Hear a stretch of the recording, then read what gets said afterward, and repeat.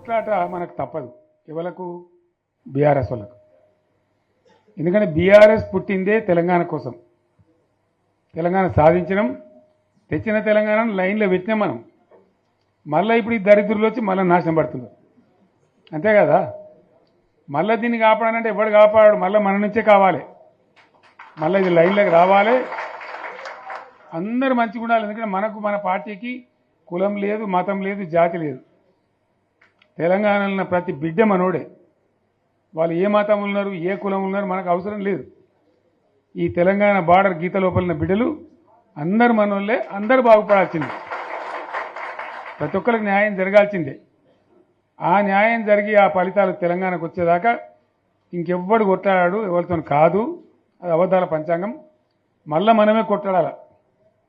అంతేనా? పక్క మాటేనా ఇది? కొట్లాడదాం కదా. ప్రాణం పోయినా సరే తెలంగాణకు రక్షకులు మనమే. తెగించి కొట్లాడాల్సిందే. తెలంగాణ హక్కులను కొట్లాడాల్సిందే. మనమే కొట్లాడి తీరాల్సిందే అన్న రెండవ మాట లేదు. కాబట్టి దయచేసి అవసరమైన సందర్భంలో మీ జిల్లా నాయకులు పిలిపిస్తారు, రాష్ట్రం నుంచి నేను కూడా పిలిపిస్తాను.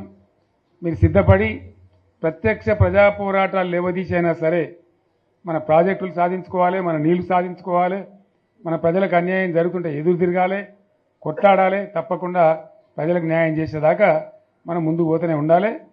తెలంగాణ కోసమే బయలుదేరిన జెండా గులాబీ జెండా. తెలంగాణను సాధించింది గులాబీ జెండా. తెలంగాణను మంచిగా చేసి లైన్లో పెట్టింది గులాబీ జెండా.